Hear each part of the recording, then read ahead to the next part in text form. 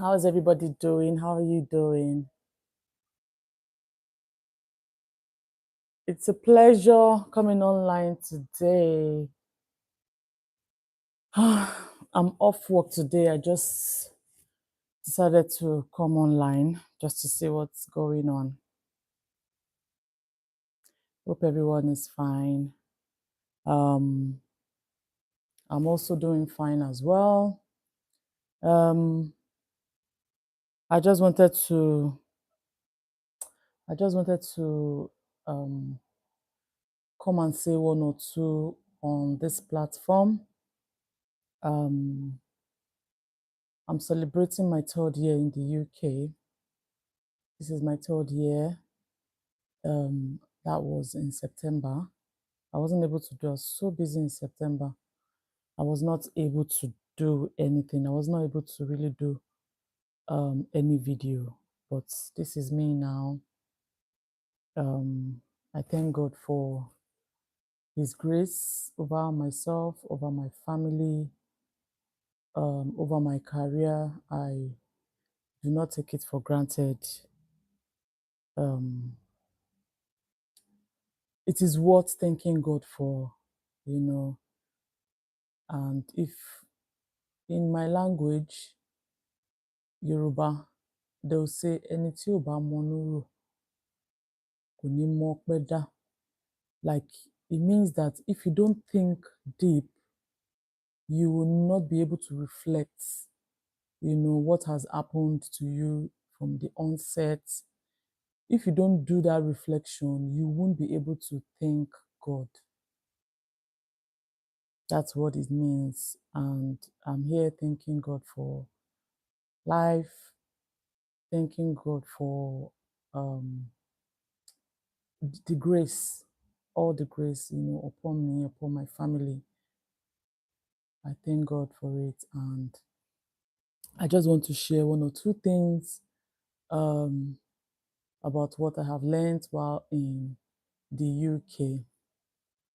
So, living the UK, I plan to do a proper video though, but I just wanted to come online because it's been a while I uploaded, and this is just, a form of uploading. So the thing is, I want to do a reflection, from the beginning when I started this process. If I say I know how it happened, I'm going to be lying because I don't know how it happened.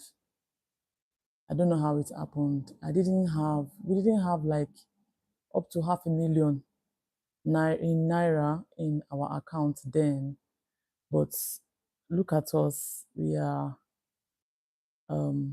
were able to, make that move based on faith.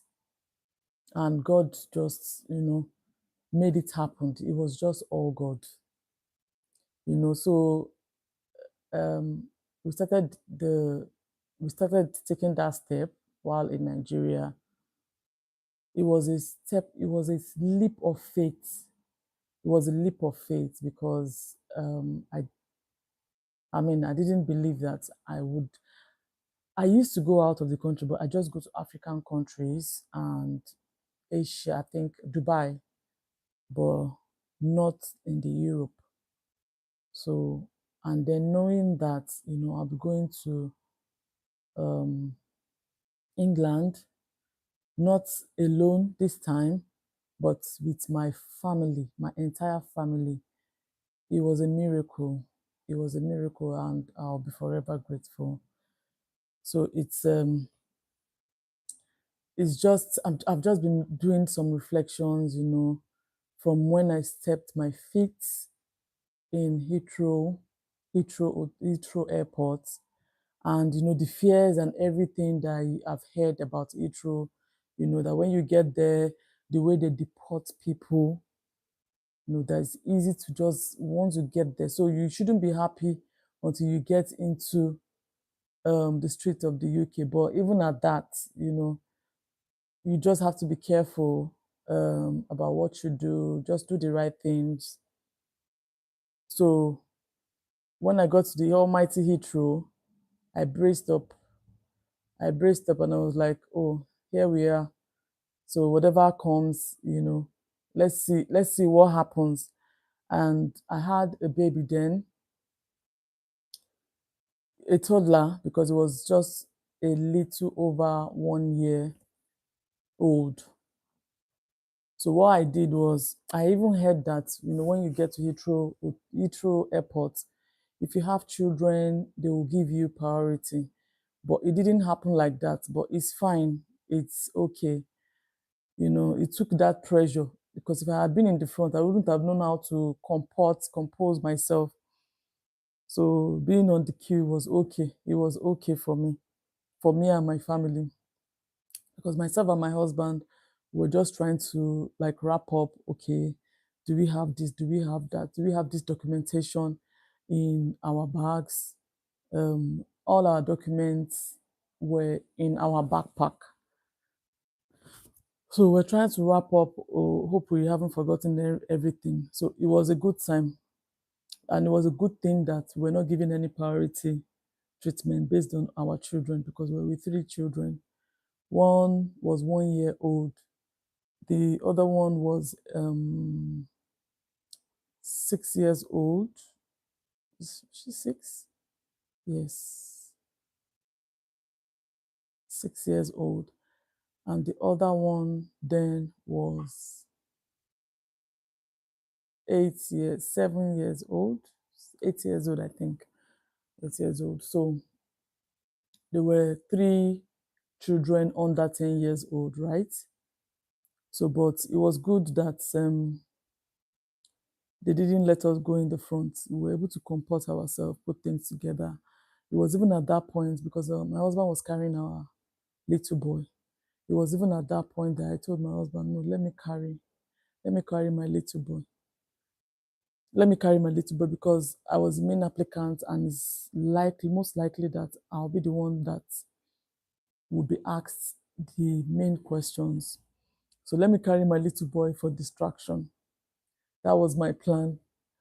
So, but when it got to our turn, surprisingly, there was really nothing more. They just asked my name, the company we are going to, and they jokingly asked the names of my children, and then they checked their faces against what they had on their system. They checked the data pages as well, and used it to confirm what was on their system, and that was it. So it wasn't anything like what I've heard. The stories. Sometimes when you listen to some stories, you just don't you won't be able to do whatever, you won't be able to do that stuff. Do you understand? So those stories like really were really scary, and I was like, these people, before we got to the where they were, I was looking at the faces of the guys on the guys answering questions. Some were male, some were female. And at some point, we saw somebody that was taken off with handcuff, all of that. So, but thank God, we're not really asked much. And then they stamped our passport and said, welcome to the UK. So it was just, I told my husband, is that it? He said, yes. Even him, he was like, is that all? And then we were told to pass through.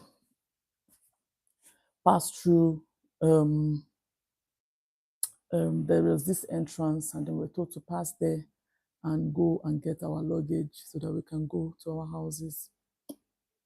It was good. It was a good experience. It was just so surreal. It was surreal because it was, like I said, it's God's grace, and I really want to thank God for sparing our lives, for the easy, everything, going easy. It is not by our power. By the time we got, to the place where our luggages were, We had to, and then we were a family of 5, so we had lots of luggages. We had Ghana must go, we had go must Ghana. We had a lot of luggages. So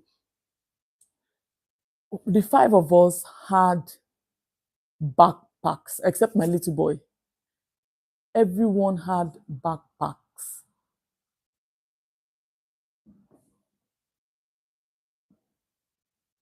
Had a sticker.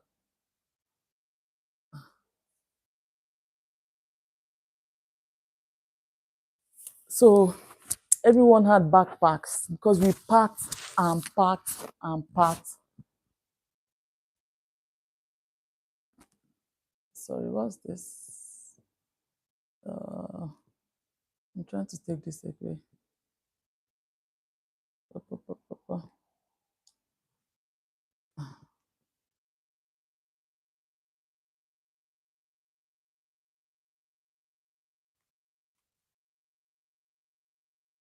Okay. I saw it here and I didn't understand what it was. So everyone had backpack. If you see what I packed, I made stew. I made I cooked. Number one, I had palm oils that are frozen. I wrapped with cling film. I wrapped them very well and I packed. I made I cooked, I bought peppers, a lot of pepper, and I cooked the peppers. I cooked them until it was, thick enough. And I poured them in that this ever bottle, this long bottled water. I poured the peppers there and I froze them. I bought chicken. I bought guinea fowl. I bought chickens already roasted. I bought guinea fowls. I bought cooked. No, I cooked pepper. Oh, I bless this person that told me this dish. She was like, just cook everything. We took yam. We took yam to the UK. Because we had a lot of luggages. We were a family of 5. So for each person, you can go with 2 23 kg luggage and 1 cabin bag, 1 10 kg cabin bag. That's three, including backpack. So one person is carrying 4 stuffs. So 2 luggages, cabin bag, and backpack. So for you to know that we packed and packed and packed and packed and packed things. We packed food. Oh, we packed food. Ogbono, pepper. But the one that sweet me most was the food that I packed. So the pepper now, the cooked pepper, that one was in the freezer. I wrapped it with cling film. Then cooked stew, frozen too. Then chicken, roasted guinea fowl, meat, fried meat, everything we packed. So by the time we got to our Airbnb, so when we got to, after getting all our luggages, luckily there was no missing item. We now called our my husband, my brother-in-law, that's my husband's elder brother. He already agreed to come and pick us. We now called him. By the time we called, no, he was the one that called us earlier. He was already at the airport. So by the time we finished getting our luggages, we just wheeled them out and then we saw him. Oh, we saw him there. Do you know what I did? I was pinching myself. You know how you do in your dream? You know how you do in the movie? I thought I was dreaming. By the time I got out of the airport and I felt that breeze, it was cold and chilly, but I really enjoyed, it was like a breath of fresh air that, oh, welcome to UK. It was so good. It was such a good feeling. Very, very good feeling. It was cold, but I was enjoying the cold, the air, the fresh. It was fresh. The air was fresh, like clean air. It was just different. It was just totally different. And I'm still thanking God, I think my brother-in-law is such a good man, such a good man. God bless him wherever he is. He's such a good man. So he came. By the time he saw our luggages, we just thought he just told us this, that his truck is not going to take all our luggages. So we had to, I think, no, he brought someone else. Did he bring someone else, or we ordered someone else from the airport? I think he called someone else to come, making 2 trucks. So we were loading and loading and loading. We were loading. It was just a lot. So the trucks were able to load the two cars, and then we started the journey. So by the time we got there, meanwhile at the biometric center, we already we were given SIM cards that we will use once we get to the UK. We're given SIM cards. So I already had, my phone was a dual SIM. So I already inserted. By the time we got to, I think it was in the air, it was on the plane. Me, I'm a very proactive person. I just like to do things ahead of time. So I think it was on the plane that I just inserted that SIM card. So when we got to the airport, it was already working. Even though the airport had Wi-Fi, but that one was already working. So we just, I inserted it, started working. I think that's what we used to call my brother-in-law. I think that's what we used to call him. So, but when we got into his car, he handed us another SIM card, and that's what we are using till now. That's what we are using till now. And it is very, very similar. Myself and my husband's SIM cards are really, really similar. They are similar. So I kept that one. I kept the SIM card my brother-in-law gave us. I kept that one. And I was using the one that I brought from Nigeria, because I still had enough I think data. What's it called? Enough because now I'm on contract. I'm on contract, so I just pay. I don't run out of the internet. It's a contract, so it's just like you're paying the bills every month. But I have unlimited call, data, call, and text message. But then they gave us a particular amount of gigabytes, which I still had on my phone. So that's what I was using. So fast forward, we drove from London to Coventry. We had already paid for Airbnb. We had paid from Nigeria for the Airbnb. That's my company, because it was my company that employed me from straight from Nigeria, and we paid for Airbnb through them, but it was a token. It was not.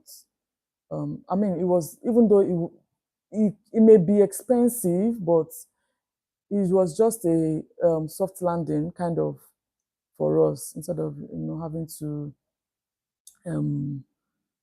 be looking for where to stay. We just went to the house. We got the keys. It was another colleague was living at that time that we arrived at the Airbnb. So she had the keys. She gave me the keys to the Airbnb. She had already cooked food for us, She cooked, and by the time she saw us, she was crying. She was so emotional. Like, I was surprised. I was wondering why she was crying. She just said, everything looked so real to her. She's a good friend, though. We started this UK arrangement together. So everything looked surreal to her, like, you are here really with your family, and then she started remembering how we started planning for the trip. So it was so emotional for her. So she was crying as she was handing me the key. She was crying. She already cooked. She cooked for us, and we were able to settle down inside the house. My children were hungry. I was hungry. My husband, we're all hungry. But my brother-in-law didn't want to wait. So he took my husband out. They went to get supplies. God bless that man. God bless him. So he went to get supplies. He got things. for the house, basic things for the house, and he dropped some cash as well. It was just a good time. It was it was just it was just good. Like, we were excited, the children were excited. It was just a good time. We're just telling God how much this really meant. It was just so real. When something looks too good to be true. So we settled down, ate the food that we brought. So all those pepper cooked stew, nothing happened to them. And it was how many hours journey? I think it was about was it 12 hours journey? It was about 12 hours journey, or a bit over 12 hours journey. But nothing happened to the food that I cooked, nothing happened to the chicken, nothing happened to the pepper, the boiled pepper. They were all good. And the Airbnb had the fridge and freezer.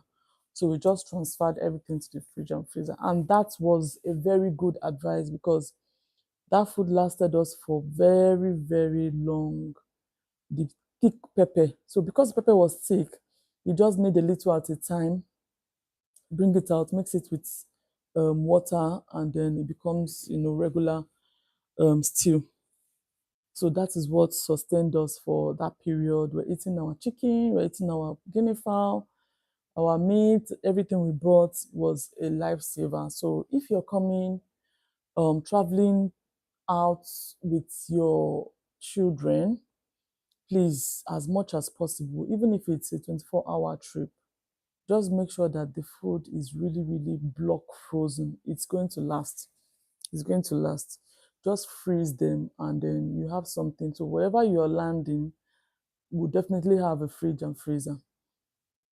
So when you're landing, just transfer them to the freezer, and those things will last you for long, and you'll be very grateful that you did it. You'll be happy and grateful that you did it. So that really helped us. That helps us. So we were on it for that's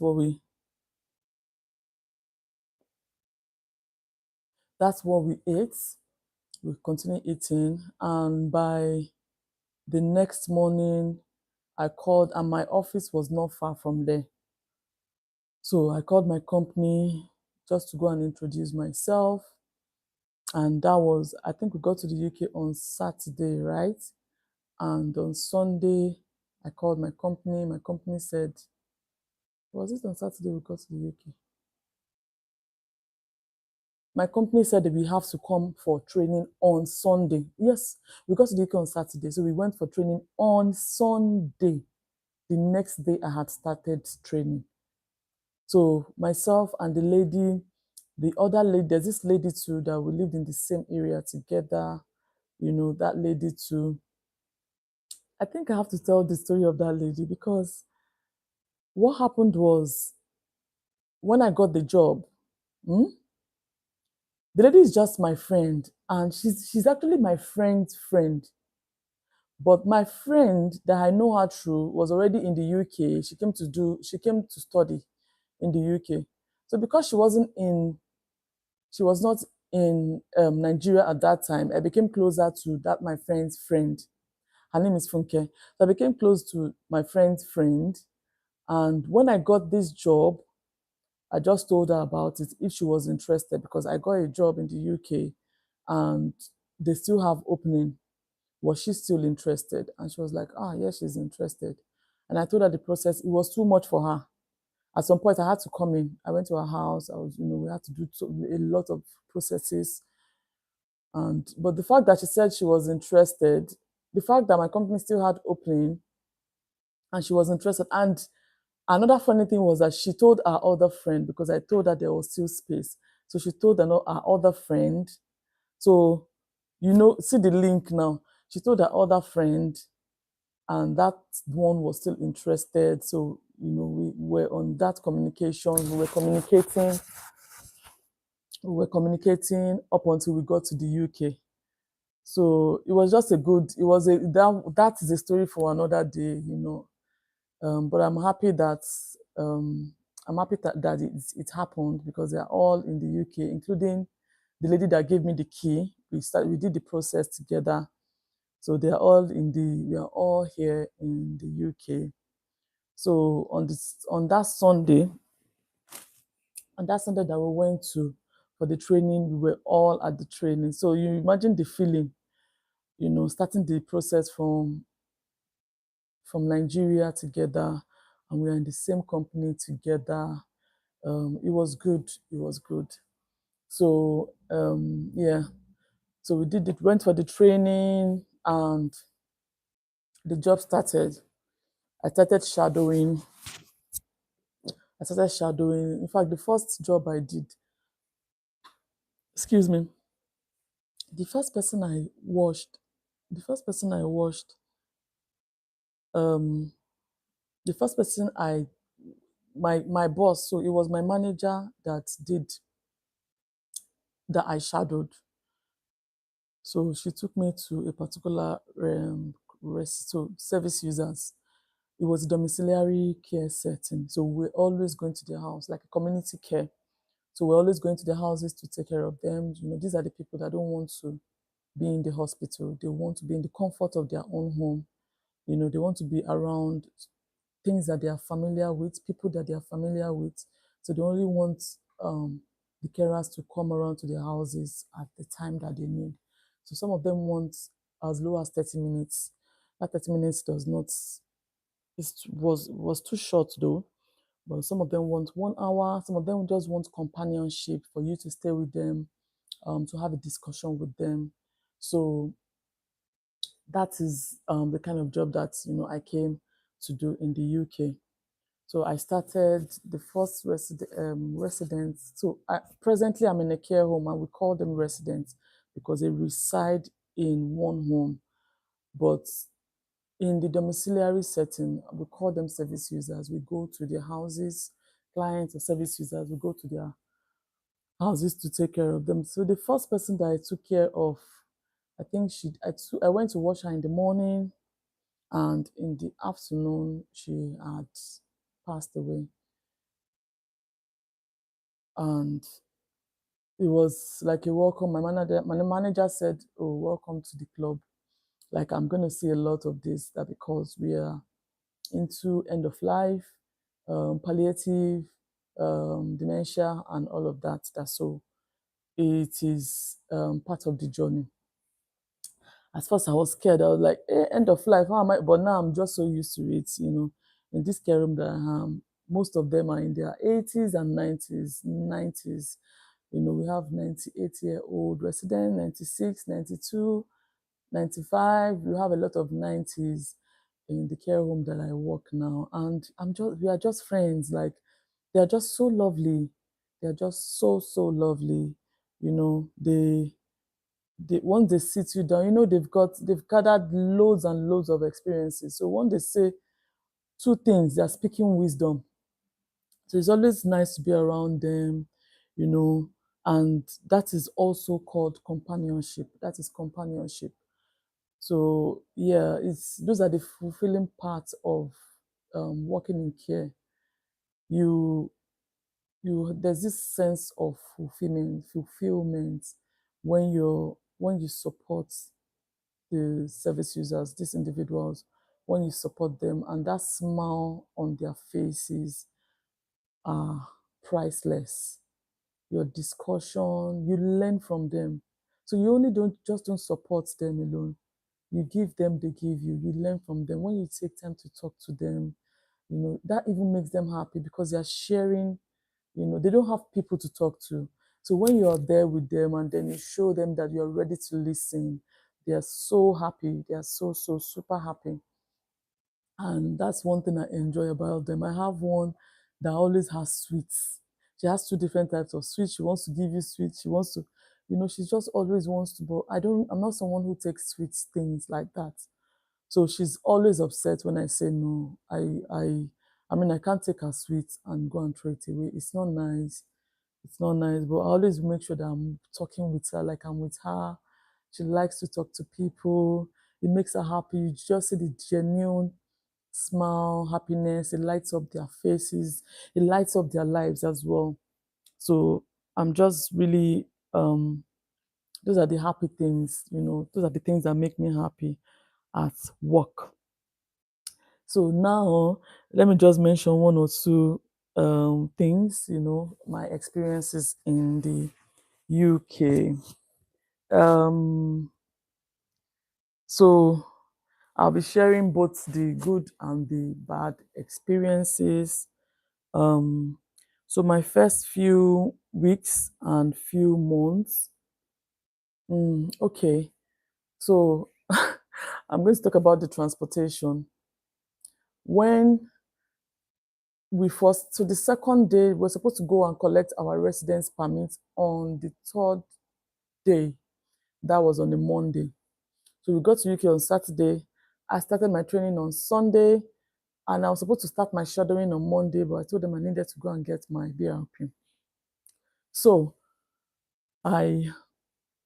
it was time to go on the bus. We didn't know what, in fact, me and my husband were just arguing. We were just arguing because I was supposed to be on that. We were supposed to be on one road, and my husband said we were supposed to be. So we're just arguing. It was mixed emotions because UK road, number one, UK roads is narrow, and they drive on the right hand. Yes, the right hand. So we didn't know which of. And then, for example, if you're going to Coventry, they'll write Coventry at the top of the bus, you see that it's Coventry bus 14. So on the other side of the road, you still see Coventry bus 14. But no, you see bus 14, but you are not sure where this one is going, which area this bus 14 is going, or which area. But on your Google map, you are seeing that bus 14 will take you to where you're going. So we missed our bus the first time. We missed our bus because we entered a bus 14, which was on the other side of the road. So by the time we got down again, we met a Nigerian in the bus. We met a Nigerian and it was like, what is going on? Is there a way you can help? So we told him that we're going to take our residence card in the town center, and we didn't know which bus or how to go about it.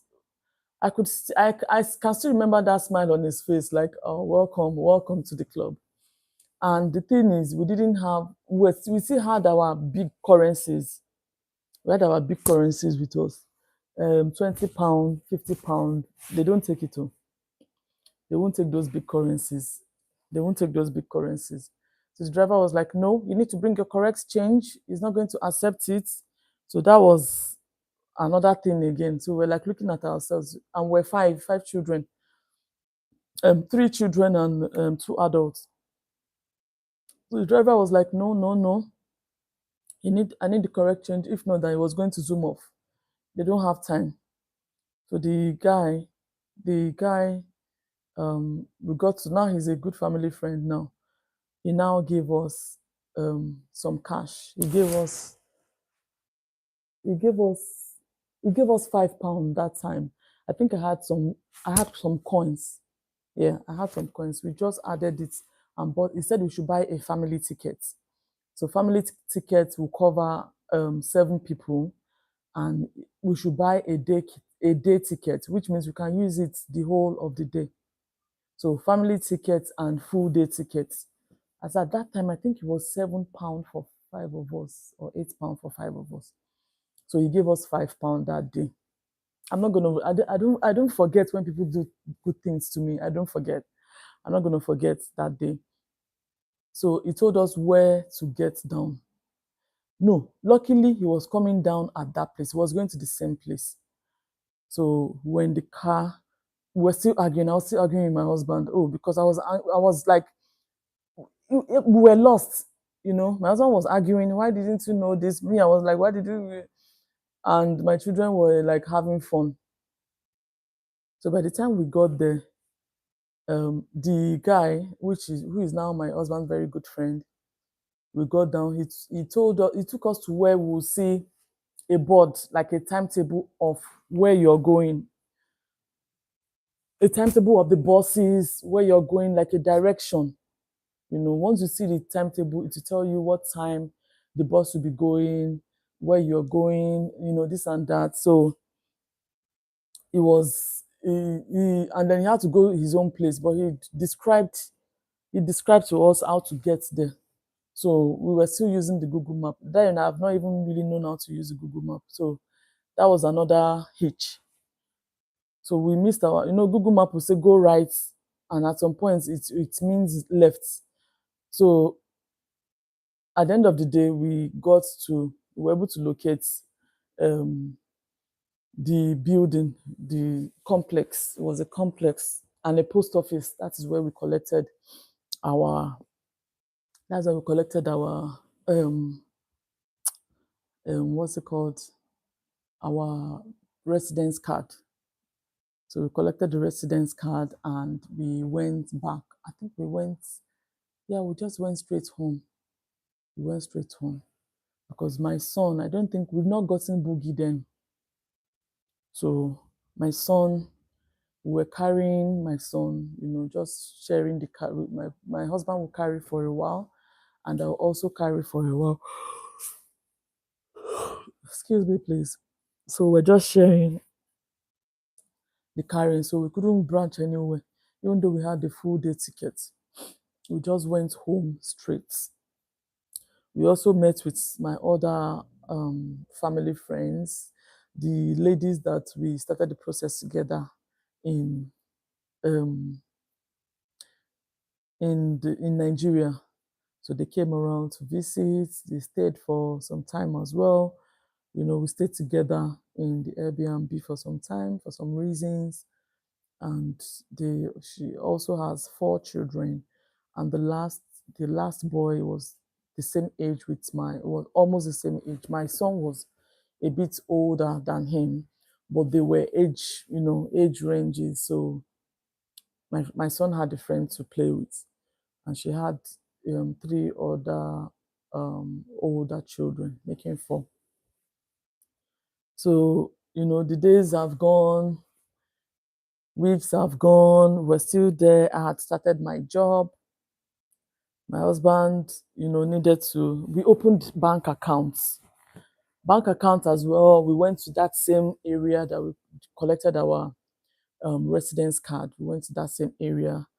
We opened, me and that lady. So it was now me and Funke that was going around, sorting things, opening bank accounts. What were we doing?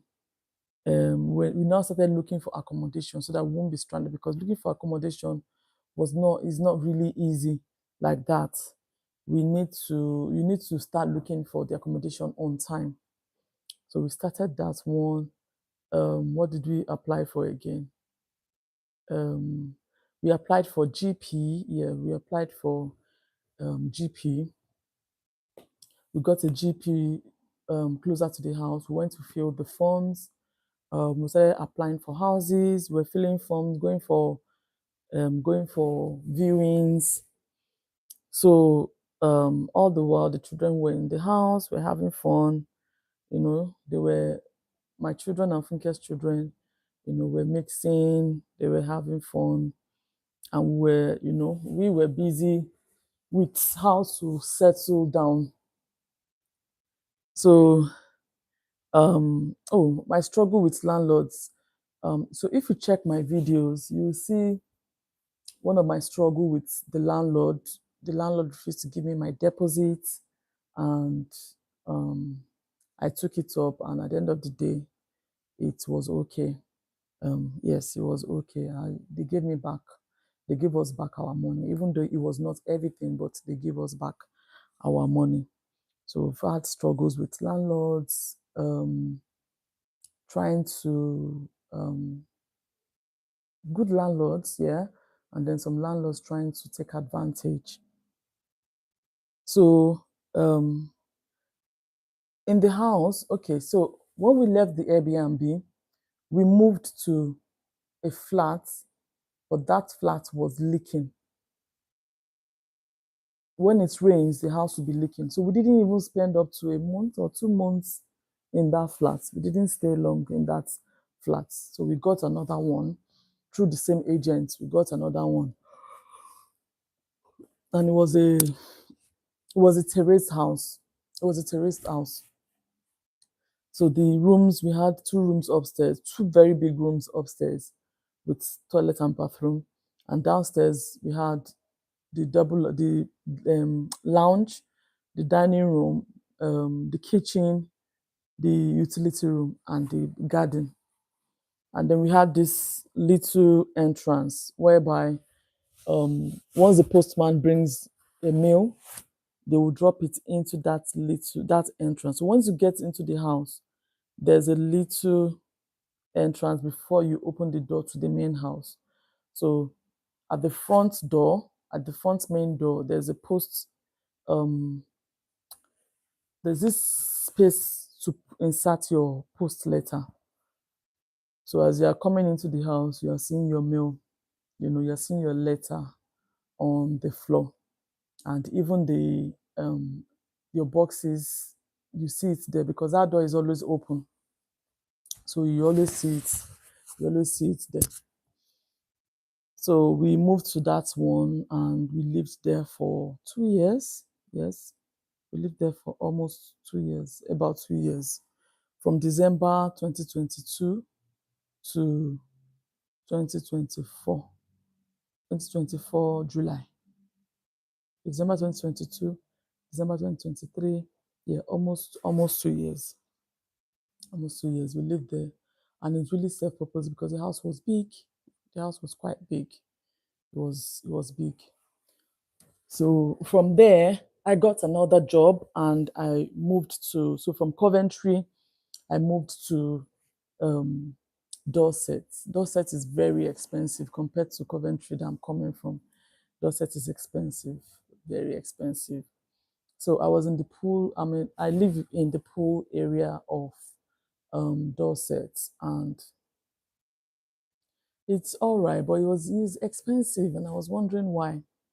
So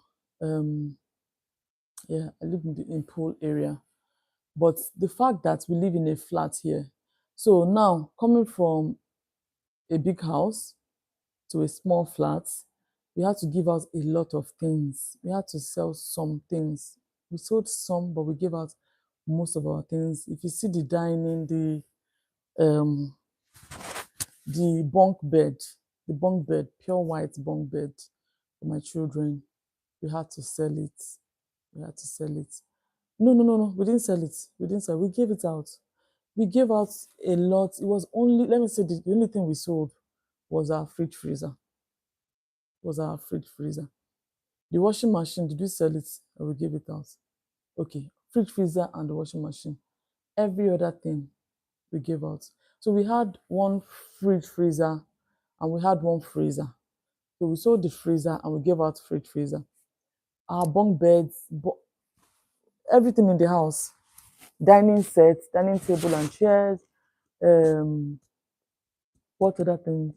Other beds, mattresses, oh, shelves, a lot, a lot, a lot, a lot, a lot. We give out a lot of things. So the only thing we came with is this sofa, is this one, and we are going to give it up because it's getting, and this is the only thing we have in our living room. So it's just this one. We brought only this chair, this chair. We met the fridge there. So there's a fridge freezer in this house too. There's a washing machine in this house too. So we only brought this chair and our bed. Our bed was still good, but we bought another set of bed for the children when we got here. So the children's bed we sold. The cots bed we gave them out. Oh, a lot of things that we gave out. A lot of things because we're moving to a small flat, and if we start keeping things, the house will become so what's it called? So choking. It will be so choking. So I didn't bother to bring we didn't bother to bring a lot of things. So it was when we got here that we got the dining set, table. Okay, then we brought our TV. We bought we got another freezer. Then we got just we're just setting the house, and then we don't really have visitors, so I'm not really keen. I'm not really keen on big decorations like that. And once we go to work and we come back, we're tired. So on our off days, we're just in the house, tired, trying to sleep. So yeah, so that's it. So moving from a big house to a small house has not really been. For me, I've not been able to get over it. I like my big space. I like big beds, king size bed. I really like it. But it's just it is what it is. You can't have it all. Like I thank God. I thank God for where we are. I thank God for the growth. We are 3 years already in the UK. I thank God for that. I'm really grateful. I do not take it for granted.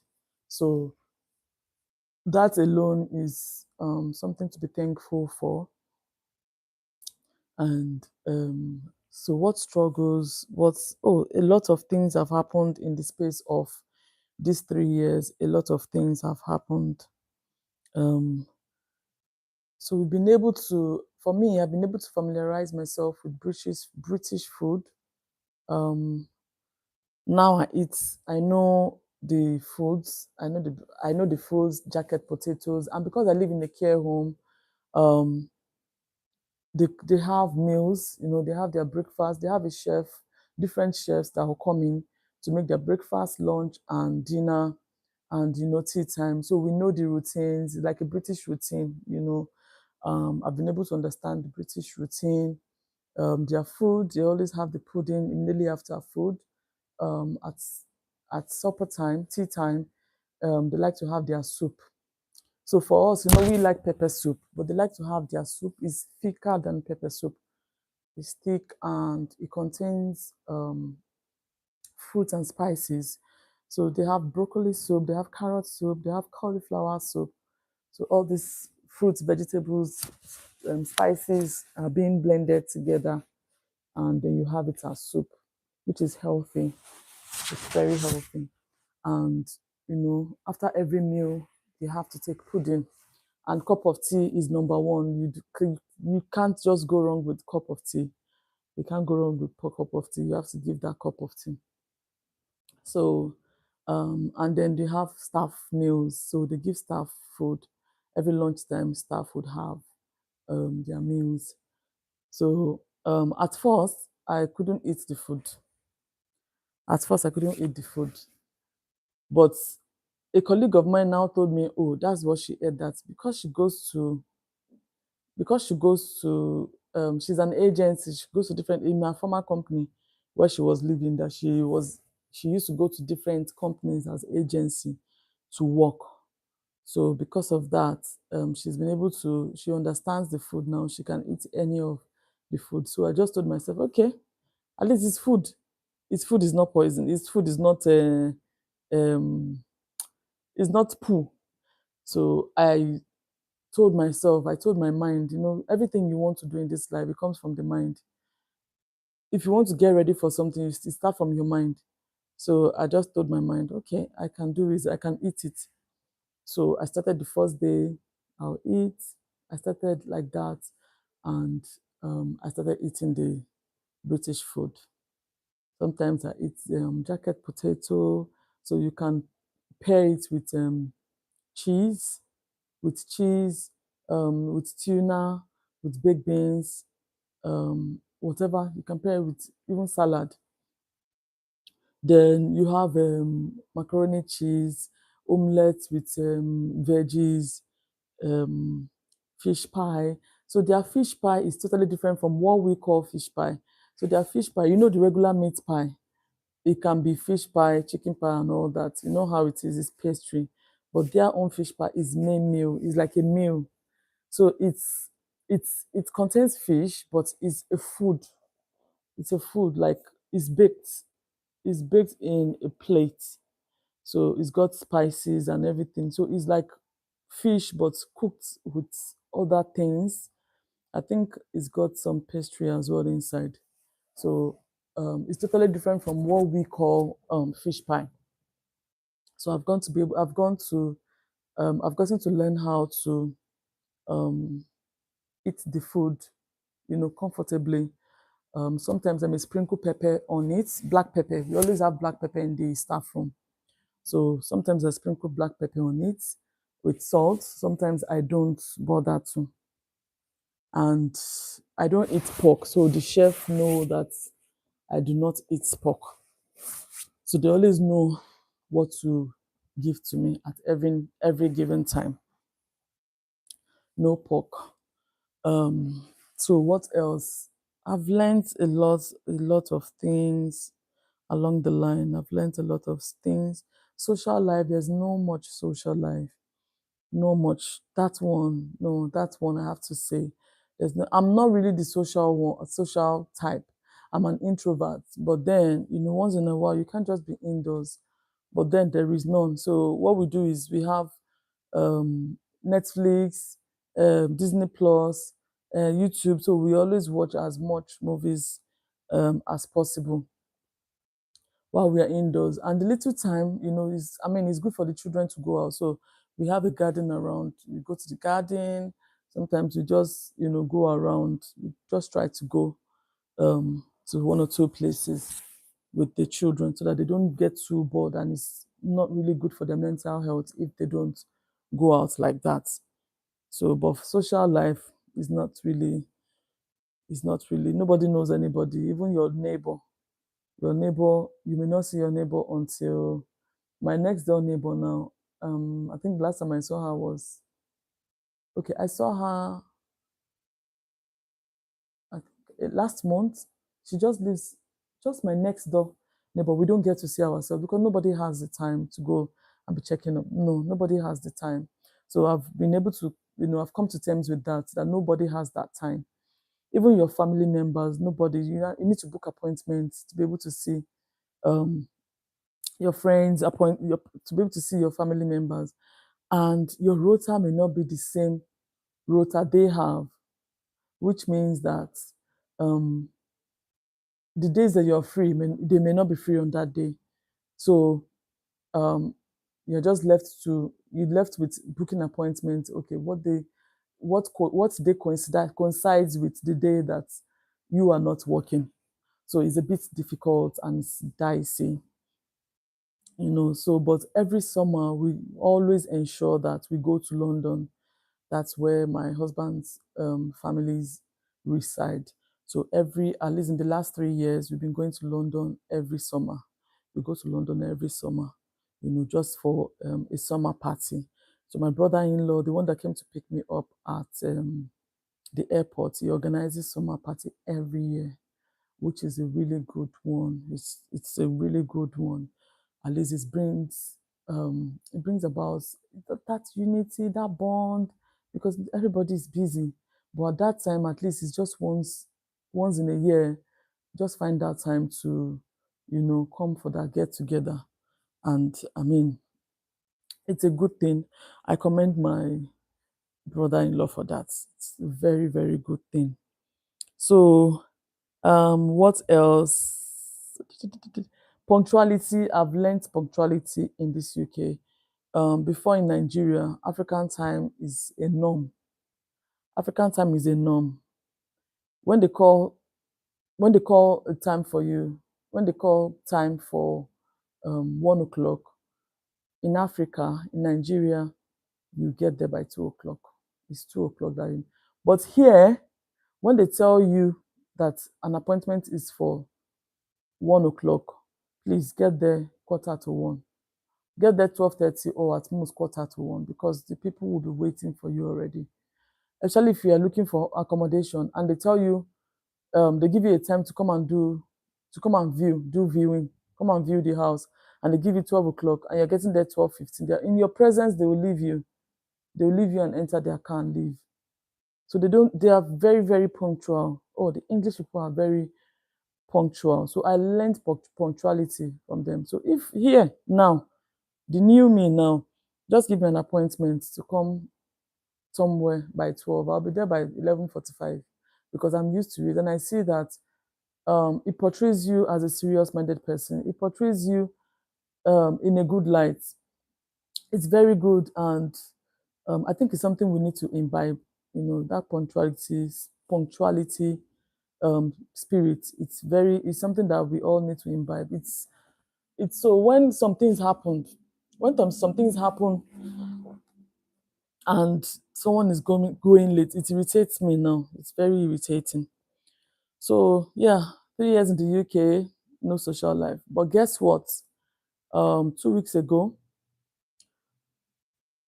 2 weeks, is it 3 weeks ago, I saw on a platform, one of my mother's platform, I saw it there that um Two-Face was coming, Two-Face Idibia, that's Two Baba from Nigeria. He was coming to my town where I live in Dorset, and I was like, wow, I wish to go for this. I wish to go for this event. So my husband too said, oh, he wishes to go for the event. So we're like, who is going? Who is going? Who is going? And then later on, he just told me, oh, I can go. But that was 2 days before. Meanwhile, the ticket then was 25, 20, the early bird ticket was £25. The late ticket was £35. And if you get there on that day, for I think 40 or £45. But there was tickets for table for, is it 5 or 6? 1,400 pound table, and they had 700 pound table, and they had 450 pound table. So whichever one that you wanted, you just buy the ticket with a group. So when my husband told me that I could go, I'm going to do a video. I'm going to do a proper video. This is just a live. This is just a live, and I may not upload the proper video until next week. So I just want to scan through what I'm going to talk about. So 2 days before, and it was a white party. You need to be on white. So I went to purchase the tickets, and I told the person who sold the ticket to me, I told him that I would like to meet him. At least that's an achievement on its own.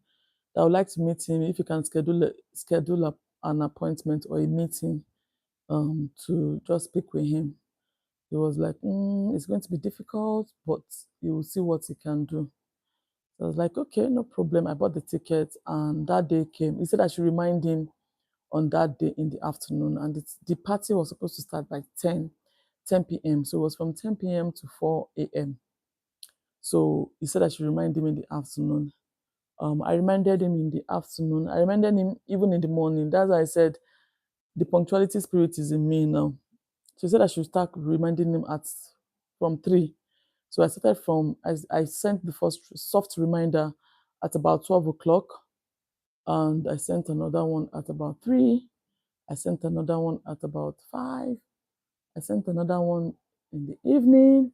I sent another one when I got to the place. He didn't reply. He wasn't responding. So even if you are busy, that's another thing that I don't like. Even if you are, just send, hello, I'm busy, I'll get back to you. Or hello, it's not possible. Hello, this and that. He just went silent on me. So I told myself, it's okay. At least once in a while, you just need to come and socialize. So at least I'm just going to see him. I'm going to see him live. So that's how when I got there, even Two-Face African time, they called something to start at 10 o'clock. At 12 midnight, he wasn't there. He came around 1:28. He came around 1:28. He sang for, is it 20 minutes or 25 minutes? And they left. They left the stage. He said he was coming back, but I don't think he came back because nearly he left the stage. I just went after him. I went to the backstage. Because if I want something, I'm a go-getter. I'm a go-getter. If I want something, I want it. And I didn't want anything to stop me. So immediately he left the stage, I just followed. People were following him. I entered through people. I entered like in between people, and then when he went into that place, they told people to go back, but I didn't go back. I told them I was a content creator, and if they could just give me like just a few minutes, just 2 minutes, it's okay. That I just needed to ask him one or two things, or you know, and they were declining, but I didn't leave. They wanted me to leave, but it was left with only me at the entrance, and I told them, please, I would really appreciate it. I was really polite and nice. I was polite. I said I would really appreciate if I'm allowed to go in, and um at some point I was told, why do you want to see him? I said I'm a content creator. I would just want to um I just want to see him, just take a picture with him, have like 1 or 2 minutes with him, and that will be it. So I was eventually let in to the backstage. He was there with his new wife, and I greeted him. I told him, nice to meet you and all of that. I grew up in Festac as well. I told him I grew up in Festac as well, and it was really really nice that I met him, and that was it. That was just it. But the fact that I wanted to, have a one-on-one with him, and I've made up my mind that I want to have a one-on-one with him. So I got someone to take picture of us, and that was just it. And after then, I went home. So my husband already organized someone that would take me home. His colleague came, so I joined the colleague, and he dropped me at home. So that was it. So in the last 3 years I've been here, that's the first. Um, okay, we've been going for like summer party, but this one was just like the first party with, like outside. I don't know how to call it. So the summer party that we go every year, my family members, like they are family members, but this one is like a party party. It was like a party party, so it was just something different and refreshing. By the time I got home, I sang this song for the next 3 days in the house. Even my children were singing, but they saw the happiness in my face. So that's just it. So that's like one of the major party, Nigerian style party that I've gone. So what other things do I have to share? I know I have a lot to share, a lot. So how I got my job, yes, I've already said how I got my job from Nigeria. I paid for the Airbnb, and I paid from Nigeria, and then I landed there straight. My brother-in-law dropped us there. We're given the keys. So balancing work with with 3 children, that's a very very that's a different ball game. Like it's it's wide. It's wide. So balancing work and children is very wide. It's very wide. But it has not been easy. It has not been easy, but it has been the grace of God. I don't know how I'm doing it, but I know that it's grace of God, because I can't explain. So when we got to the UK, my husband left. We got to the UK in September. My husband left he went back to Nigeria in December, and he spent 3 months in Nigeria. And how I managed, I don't know how I managed. I can't say till now how I managed. I cannot say. It has been God. So this one, how I'm managing with the children and work, I cannot explain. It's just it's I can't explain. It's just been God. It's been God. God has been helping me. God has been helping me. It's not easy. I'm not going to tell you it's easy, because children less than 10 years old, as at then, at least, okay, my first is now 11. But sometimes you have to drop your children with other people. Other people will have to drop children with you, that for those that are not collecting money. So you do childcare together. So on your off days, on my own off days, I'll take their children. On their own off days, they'll take my children. So I did that when I was in Coventry, and there were some that were always at home. So those ones who collect money for you, they'll collect money for per child.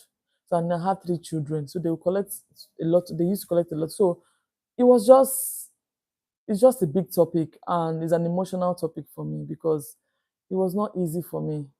I was paying so much.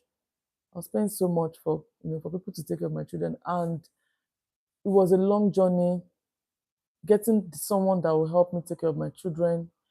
I had to drop them, use Uber or use a taxi. The meter taxi was so expensive. I'll drop them, I'll get late to work. It was so much.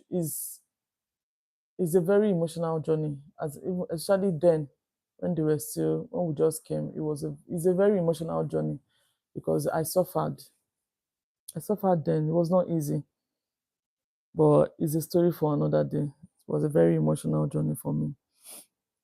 But um so this YouTubing that I'm doing, I started I s- I this ring light that I'm using to film, I brought it from Nigeria. I've had the idea from Nigeria, but I've not had the confidence to start up anything. I've not had that confidence.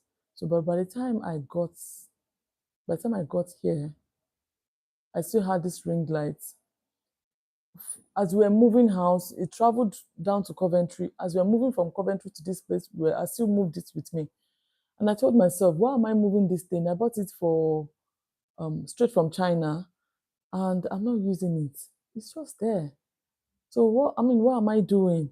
So I started watching videos on how to start up YouTube, how to navigate this and that. And then suddenly on the 31st of December 2024, just a day before 2025, I posted my first YouTube video. Um, like people will say, your first video would look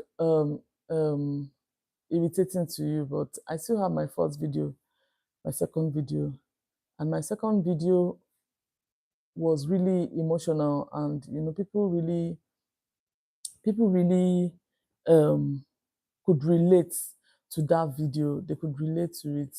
So I posted my first, second, third. I was gaining more confidence. The way I see the camera then is different from the way I see the camera now. I was able to be friends with my phone camera, and I was able to understand that they will tell you, oh, talk to the camera like you're talking to a friend.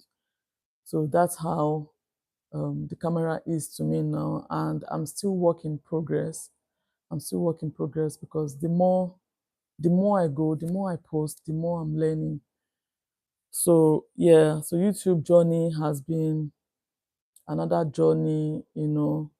It was at a point it was a bit emotional. I thought, oh, if I don't get monetized within a year, the little watch hour that I've gained would reset again. So I, I was anxious. I was anxious, but I thank God for where I am today. I'll just keep thanking God for where I am. I thank God for where I am today. I'm still growing it, but almost there by the special grace of God. Um, so my little boy, my toddler, um, so I'm going to talk about my journey with my toddler. So when we got here, the former house that we lived in Coventry had mold. So now I'm not sure if that's what caused my toddler's tonsil. So he grew adenoids. So adenoids is that thing. There's this thing that blocks the nose that won't make you breathe very well, especially when you're sleeping. And he had a large tonsils. So for me I already did my tonsil surgery when I was very young. When I was young, like over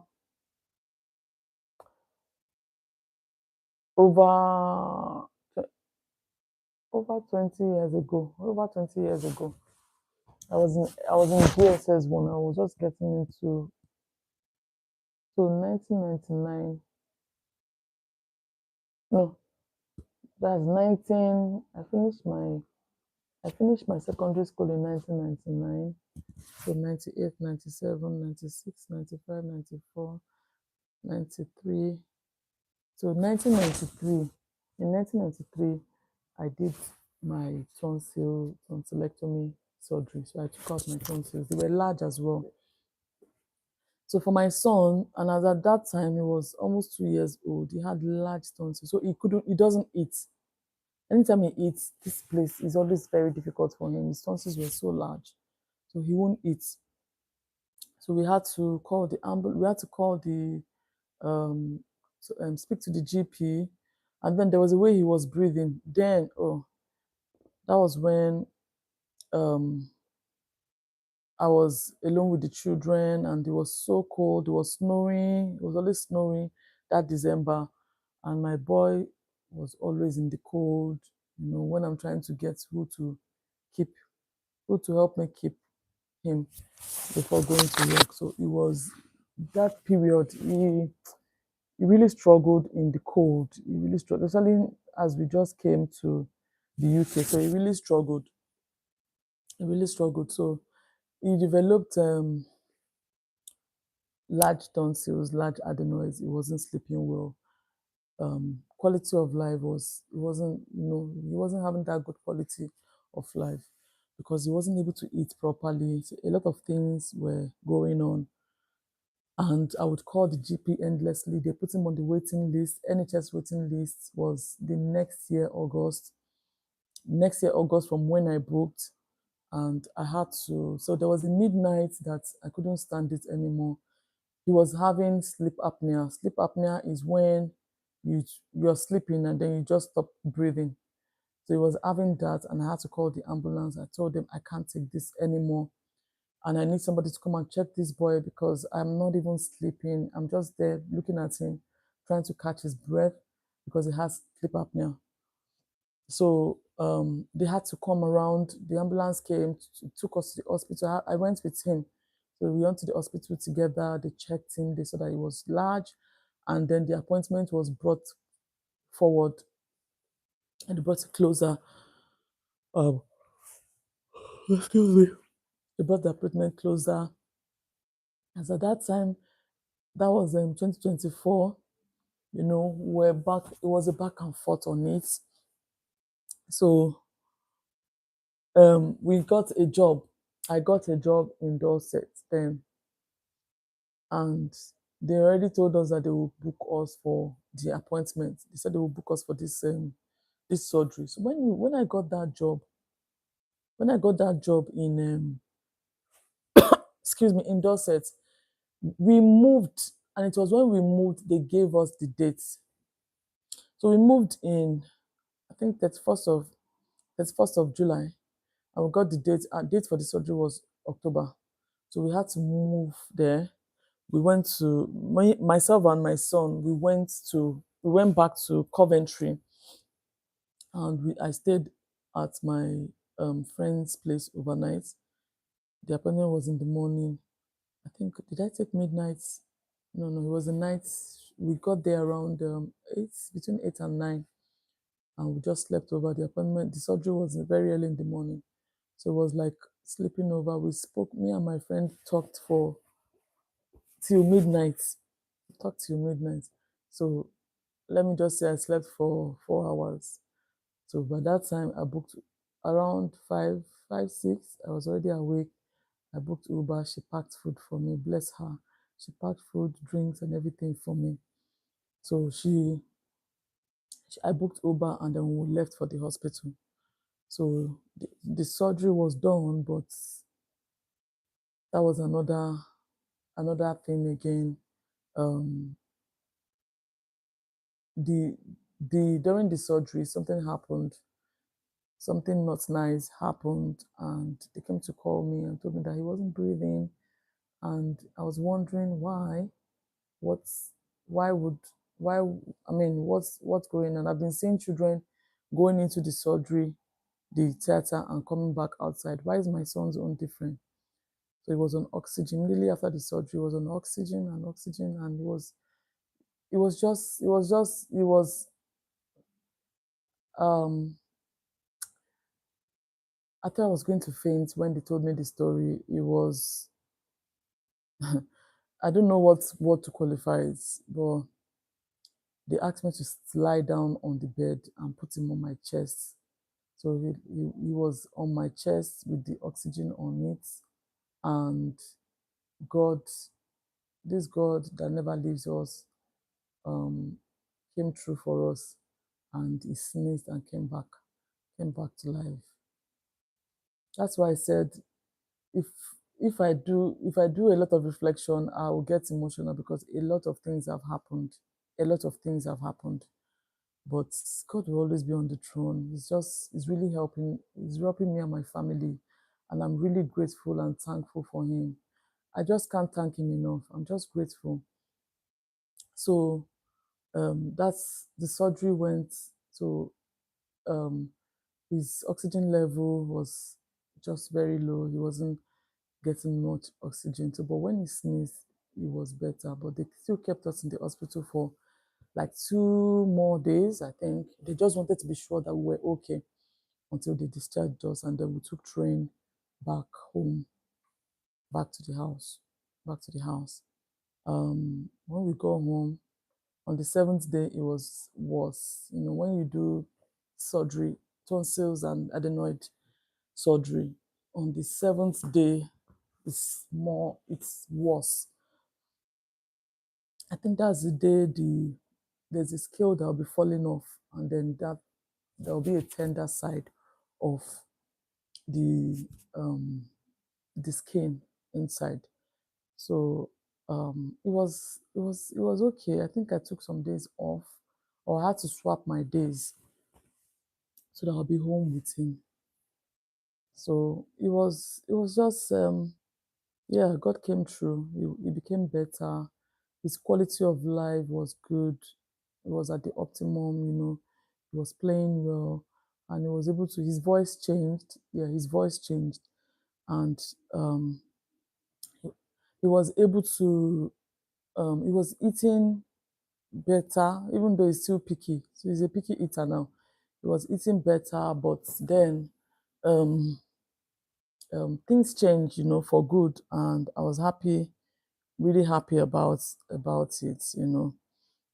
And um, yeah, that's, you know, that's just a brief side. And then another thing was that he wasn't talking at the right time. He wasn't potty trained at the right time. He used nappy up until he was 4 years old. Um, yes, he used nappy up until, and to tell you that I had two other children before him, and then they stopped nappies at about before 2 years old. So imagine with my son, and it was more because he was a late talker, you know, he wasn't verbal, he had a speech delay, so we were not able to communicate, we were not able to have that communication, and he himself wasn't ready. So yeah, so that's what happened. So he wasn't, you know, he wasn't talking, and we were referred to the SEND team, speech and language therapists. Yes, we were referred to them. So we used to go for sessions. We go for sessions with him. Um, you know, teach them how to talk. We're having these tutorials of parents that had um, children with speech delays. So we parents will go with the, sometimes when I'm off, my heart will go. When my husband is off, he will go. So we parents will go with the children. There were a lot of toys there. Um, they will explain to us how to talk to them, how to understand them. You know that you always have to give them, count 10 seconds whenever you talk to them. Count 10 seconds. Give them time to be able to process it in their head, and give them that time to be able to talk. So when you say something, count 10 seconds for them so that they can talk before you say something else. So we learned a lot, you know, through that session. And then he was in the nursery. He was in nursery. But now he's in a proper school. is in reception. So he goes. So back then, we were doing 15 hours. So we do 5 hours a day, five hours, no, 6 hours per day, then 4 hours. Is it six? Then 6 hours, then 1 5 hours and 1 4 hours, I think. Excuse me. But now he's in a proper school. He resumes 8:40 and closes 3:15. So I think it's about time. This is 2:42. So in like few minutes time, I would be going to pick him up in school. So on my off days, I'll do the school runs. On my husband's off days, he will do the school runs. That's how it's worked. That's why we are doing it now. So for my son, since he resumed school, it's been better. His speech is better now. His speech is better. Yes, he's improving. I even saw his teacher today and I told him that things are getting better. His speech is getting clearer. And I thank God. I give thanks to God. He's the only one that can do it. I thank God for that. And he's adjusting well to nursery. He's adjusting well. So when he comes back home, he's happy to tell you what he ate because he's taking free school meals. So he's happy to tell you what he ate and what he did and his friend's name. He would say it. So then when it comes to healthcare, it's free. So compared to other countries like Canada, America, I don't think healthcare is free for a set of people. But for us in healthcare sector, it is free. And even for students, you have to pay. You have to pay. If you're a student, in this UK, if you're a student, you have to pay for healthcare. But if you're a healthcare worker, your healthcare is free. But for me, if I'm buying medication, I would have to pay for it. If I'm getting a medication, I have to pay for it. But for the children, you don't have to pay for it if they give you from the hospital. But if it's OTP, on the counter medication, you would have to pay for it because you are the one that went to the store to get it. So you have to pay. But if it's coming from a hospital or from the GP, it's free. And there's something I really want to talk about, I really want to discuss about, but I want to finish that up before I talk about it. So it's in the pipeline. It's in the pipeline. Excuse me. So I talked about comparison UK versus Nigeria. The only difference is just that if you have to buy anything in Nigeria, you have to go there yourself to see. You have to go to the shop yourself. You have to go to the market yourself. If you want to take a bus, you don't have to book any bus ahead. You go to the road, you go to the street, you are seeing the bus passing, you enter the bus, except for Uber in Africa.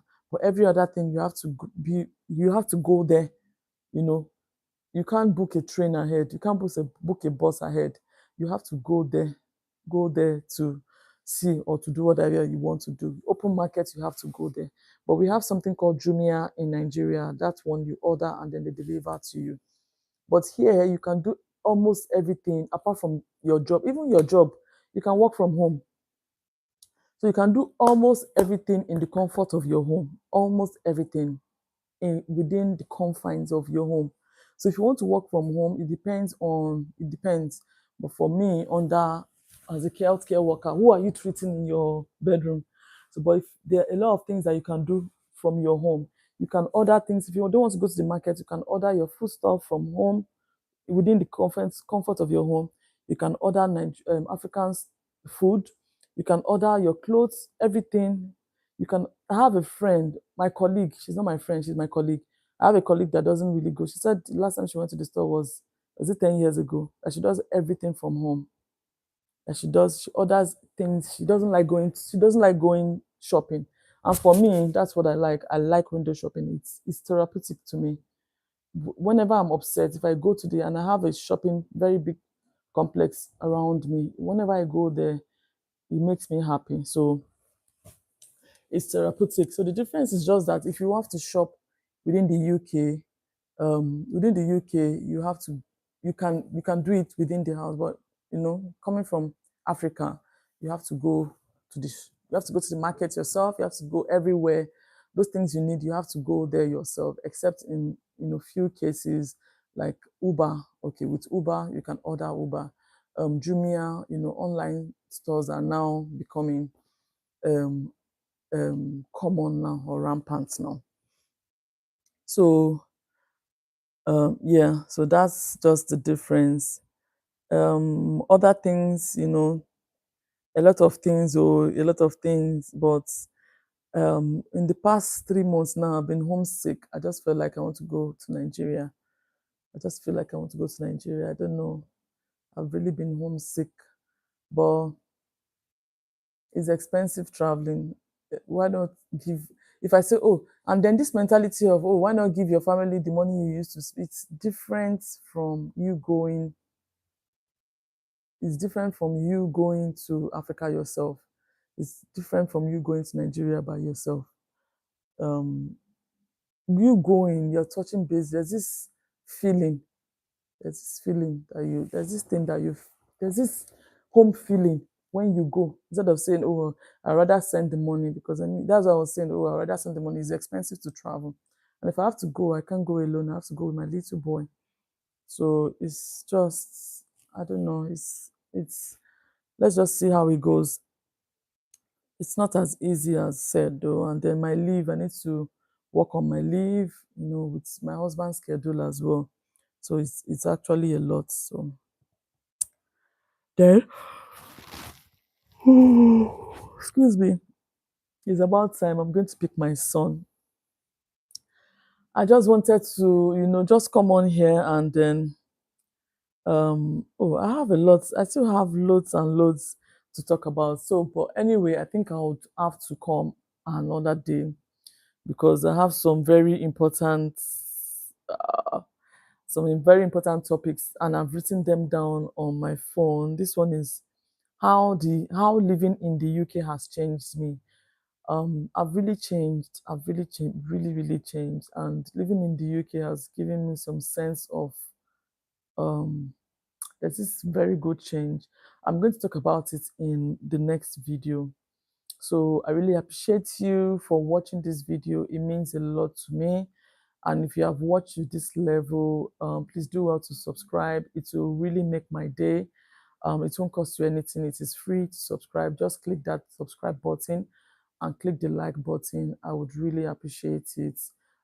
It will make my day. It means so much to me if you press that subscribe button and if you press that like button. It's not free.